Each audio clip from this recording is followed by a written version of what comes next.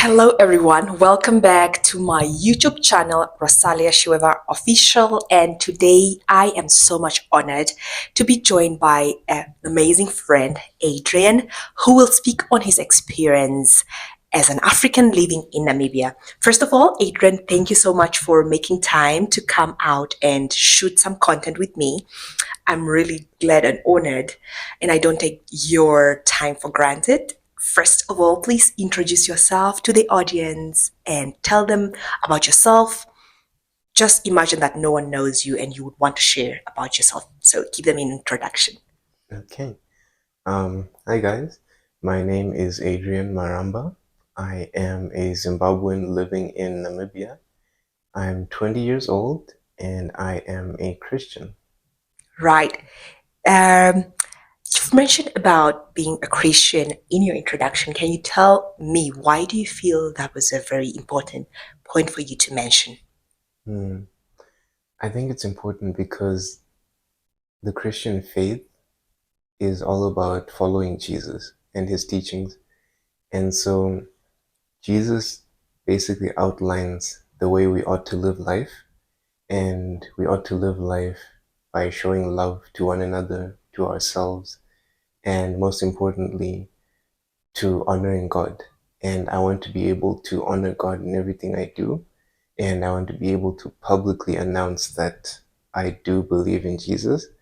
And I also want to show people what my values are. Because when I say I'm Christian, I'm not saying I'm perfect, but I'm basically announcing what I'm drawing from, and I'm drawing from Jesus and his teachings, so that you understand that when you're in my presence or when you're speaking to me, that it's a no nonsense area. Like Yeah. there's no nonsense. Yeah. Right. Thank you so much. I love that. I'm a Christian as well. And so I'm so much blessed to be with a fellow Christian and just sharing from that point of view. It is great for us to let the audience know. And so thank you for your openness on that as well. Adrian, maybe I would love you to share with the audience from your background. As I've mentioned, you're an African, specifically from Zimbabwe, and you are living in Namibia. For how long have you been in Namibia, and do you still go back to Zimbabwe? Maybe you can walk us through that journey of you coming to Namibia. Okay. So I was born in Zimbabwe, Harare, the capital city, and I lived in Zimbabwe for quite some time. I believe for about a year or two, and then I moved here in Namibia. I was living in Oshakati with my mother and father because they moved here for work. And I believe I lived here until the age of 3. And then that's when my parents got a divorce. And so my father moved to Windhoek and I went back to Zimbabwe and I lived with my grandparents until the 3rd grade. And then the following year for the 4th grade, that's when I moved to Namibia again. And I finished my primary school here. And then I also went to high school here. And I've been here ever since. So that was in, what, 2014? That's when I came here in the ninth, no, when I was 9. So that's 10 years. Then there's still the roughly 2 years, maybe a year before then when I was in Oshakati. So I'd say I've been here for 11 years. But Right. That has been our an entire journey on its own. Maybe in the I know you're young when you moved from Zim. I want you to share with the audience how has it been for you being a Zimbabwean, and what sentiments do you have for Zimbabwe right now? You lived away from your home country, and how has that journey for you been moving from Zimbabwe to Namibia, back to Zimbabwe, and then to Namibia? Yeah, you can share up on that experience. hmm, it was difficult, quite difficult, because this isn't just moving homes or moving cities or towns or different sections in the same city. This is moving entire countries. And so everything is different, from the language, the people, especially the people, because the population density in Zimbabwe is quite large. There are over 17 million people in Zimbabwe, and we're roughly over 3 million in Namibia. So there are more people in Zim, and you interact with more people. Whereas here, I'd like to say it feels homey, in the sense that it feels like you're going back to your hometown where everyone knows each other. That's how Namibia feels, because it's just that small population wise, because the country is quite large. But it was difficult having to adjust to that, as well as the education, because I did move from a Zimbabwean curriculum to a Namibian curriculum, and that was a bit challenging because I was used to the Zimbabwean way of doing things, and I excelled in that. I was top of my class. I was actually going to be bumped up a grade. From the third grade, I was going to go to the fifth grade. But that didn't end up happening because I came here. And all of a sudden, because of how different everything was, I went from being one of the best to being one of the worst. I was still passing and getting by, but I wasn't as proficient in everything as I was before. And not just academics, but my personal relationships with family and friends. I obviously left all my friends behind, and I left my family in Zim to come live with my father in Windhoek. So he was the only one I had, basically. And so having to make new friends, it wasn't exactly difficult, but I still missed home. So that was another aspect that also added to why my education side was a bit wonky, because there was still the emotional turmoil.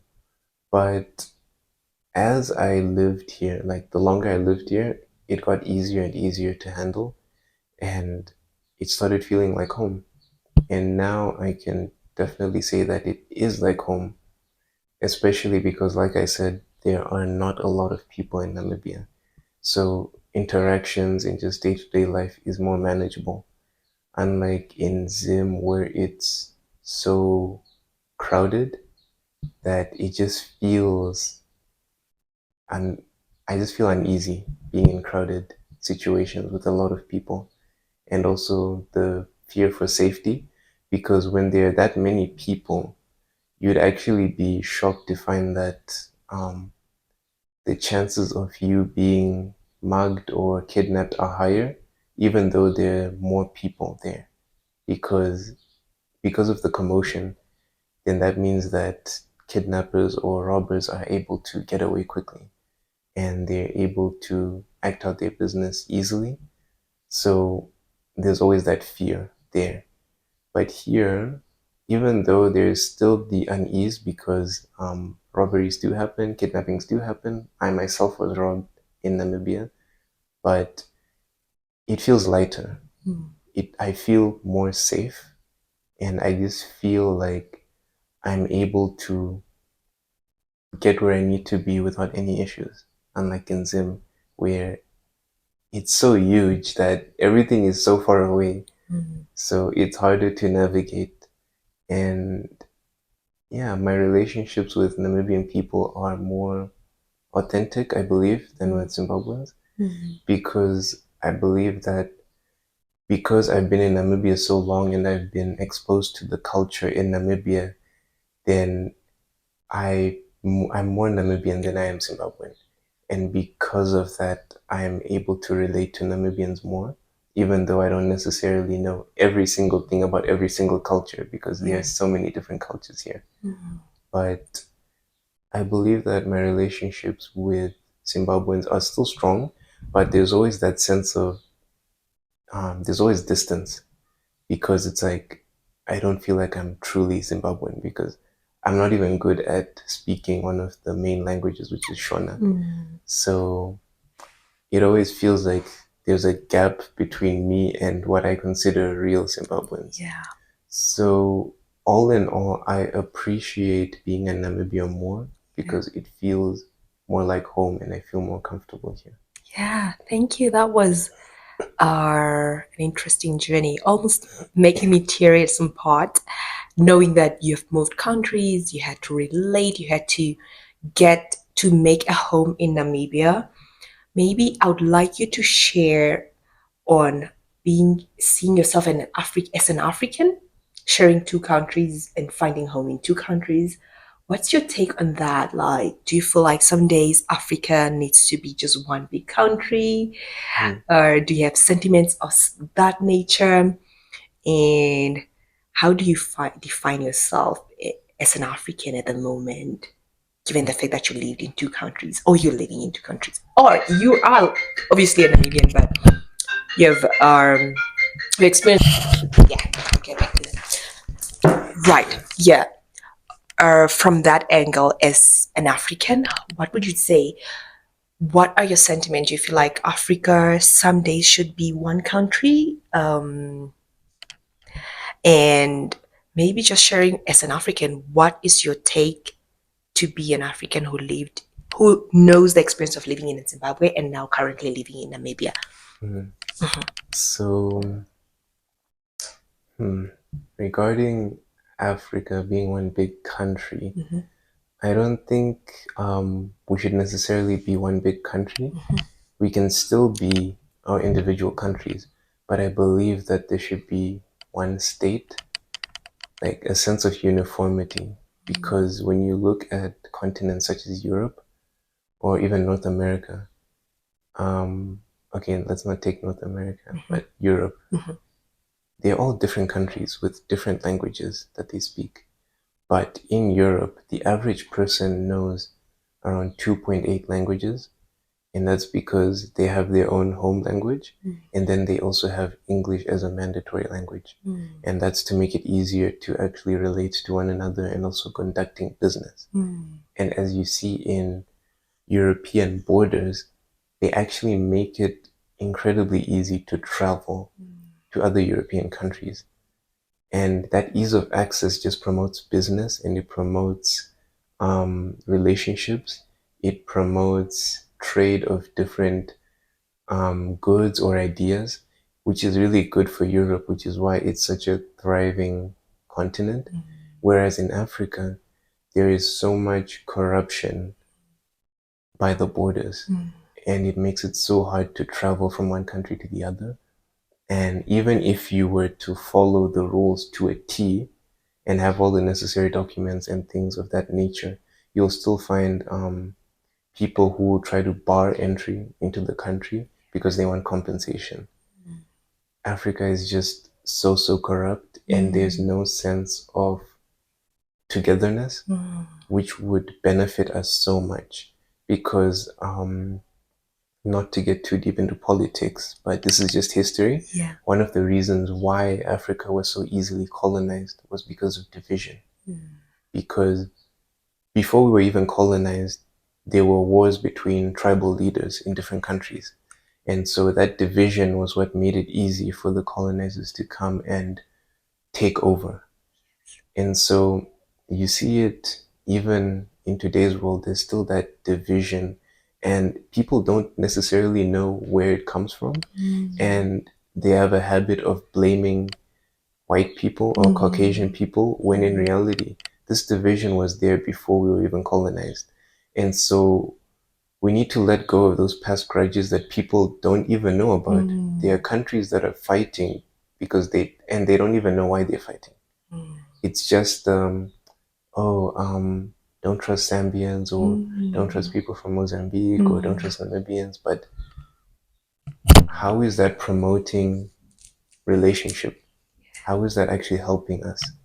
Because if we want to actually promote businesses and actually expand businesses within Africa and make trade easier, then we have to form better relationships with one another. And I believe that because I lived in two different countries, I'm able to see that because I've been in two different worlds and I've been exposed to two different cultures. And it's hard enough having to blend two different cultures, like going from one culture to the other and fitting in. but it's another having two different cultures concurrently in your mind working together, and you sort of have to blend them together so that you can function. So I say that to say that because I've lived in Zimbabwe and Namibia, I have Zimbabwean culture and Namibian culture that I draw from, and I've had to blend them together so that I could find where I am in those two mixes. And I've also had to understand how they relate to one another, the different cultures, because there are similarities in as much as there are differences. But the differences don't necessarily mean that we can't get along. The differences actually show why we should get along because there's so much we can learn from each other that the other doesn't know. And so when Africa begins to form better relationships, when the leaders begin to actually form greater relationships with one another, then we're going to see Africa becoming self sufficient, such as Europe or North America or Asia, because they're all self sufficient. And Africa, which is a large continent and has so many resources, is not self sufficient. We import a lot of things from Europe, Asia, North America, South America. So we have to ask ourselves, what's stopping us from being like them? Why can't we be like them? Why can't we be self sufficient? Why can't we have African businesses that are as big as BMW or as big as Microsoft or Yeah. Google? Why don't we have that? And it's because inherently in our systems and the way Africans operate is that we bar each other from opportunities. We prevent each other from securing opportunities. We actively make it harder for each other to actually progress or do anything. And I see that in Zimbabwe and also in Namibia, because in Namibia, there's a lot of farming. There's a lot of cattle farming, there's a lot of livestock farming, and that predominantly happens in the north. But that livestock is actually not allowed to be transported to the other parts of the country. And you have to ask yourself, why is that? And that's because of systems that were put in place decades ago. These are systems that were meant to prevent the development of other parts. It was meant to keep the wealth in one area. And it's important for us to go over the history of things of that nature so that we can actually see um, how we can improve upon it, and we can see where some of these systems we still have in place come from so that we can actually promote change and promote development. And that's one of the reasons why I'm such an advocate for speaking out and promoting change, and also just bringing these issues to light, because in as much as some people may find them controversial, or some people may not feel like it's necessary to speak about because no one's going to do anything about it, I think that when you actually speak about it and more people speak about it, and we actually all make a concentrated effort to do something about it, then we start to see change. Because if no one's doing anything, then nothing is being done. Wow, thank you so much, Adrian, for that really, really crucial points you've mentioned on that, being an African and how can we create that concentrated effort to bring change in Africa. Right. Maybe almost wrapping up our conversation, I would like you to share from tourism and culture, what are some of the highlights that you have experienced in Namibia that you have seen as great highlights, maybe? Yeah, Mm, from whether it's maybe where you what you like about Namibia, mm. where which place have you traveled to, or even in culture, the Abambo culture. I don't know if you've extensively traveled. You mentioned you've lived in Oshaka at some point. Yes, how has that been for you, and what has been your highlight? You can mention on that. You can speak on that. Well, I had to summarize what I'm about to say in one word. No, not summarize. No. Okay. No. I Okay. will speak up on it, but Okay. if I had to summarize it, food. Food. Okay. But to go into depth on why I say that, Mhm. Oshikandela Oh, she can tell. Oh my or word. Mayere, Oh my. Oh my God. That's like milk. Papana. Oh yeah. Okay. In all seriousness, though, Yeah. I appreciate the diverse culture in Namibia. There's so many different tribes, and they all have so much to offer. And I've had the privilege of having traveled to the north, south, east, and west of Namibia, so all around the country. And I've gotten to experience the different ways of living and also the different delicacies and the different sights to see. I haven't explored all of Namibia, but I believe I've explored enough to make an informed opinion, which is that Namibia has great food and Namibia has a great culture, it has great history. All of the tribes, all of their practices, all of the different things that they do, from their language to their cultural clothes, all of it is just so rich and it's so motivating because you see that they haven't lost their roots. They haven't lost anything that made them who they are in the first place. And instead of letting society or the increase of technology and urbanization dwindle that culture, they have actually adapted it to all of that. So I really appreciate that about Namibia, and that's the biggest highlight for me. And also just the different sights to see. You have a place where the ocean meets the sea. Not the ocean meets the sea, the ocean meets the desert, That's it. which is just amazing. It's just one of the few places where that happens in the world. Um, you also have wildlife, you have hippos, you have giraffes, you have rhinos, you have lions. It's so beautiful. And then when you go to the coast, you have seals, you have dolphins, you have. There's just so much to see in Namibia, and I love that so much. Oh, that's so beautiful. All right. Uh, you've mentioned the highlights of Namibia. Mm. What has been your highlight of living in Zimbabwe? Yeah. Mm, As far as you can remember. my highlight for living in Zimbabwe, Yeah.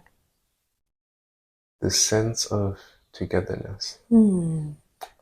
I believe that Zimbabweans are just so united when it comes to that homey feeling, or when it comes more specifically to a neighborhood setting. There's just a sense of family with your neighbors, even with people you don't actually know. They're always looking out for one another. I remember when I was a kid and I was up to no good. I was being mischievous and all that. I was staying out longer than I should, or I was playing in the rain. The neighbors would make sure that I would go home, and they'd make sure to tell my grandma what I was doing, and then they would make sure that I was okay. And it was just so homey. Every house felt like a home. Wow, that's beautiful. Right. Thank you so much, Adrian, for being here and sharing your experience as an African who is living in Namibia. I am so honored, and what you've mentioned today has been profound, even just to myself. And I hope this conversation will be impactful for every African watching this episode. Um, Maybe you can give your parting shots and then we can wrap up the video. All right. Well, in closing, as I mentioned earlier, one of the reasons why Africa is stagnant and isn't self sufficient is because of the division. And I think we can combat that division when we have a set of values that we can draw from. And I personally believe that as a Christian and having read the Bible, following Jesus, I think that we should involve the Bible in our government and in our lawmaking, and that we should all strive to live the way Jesus lived, which was to spread love and not division. And that's why Christianity is the most prevalent religion in the world, because if it was all about division, then it would have stayed where it was. But it went from Israel all the way to here in Namibia. So, yeah, just spread love. Spread love. All right. Thank you so much. Okay, let's say goodbye.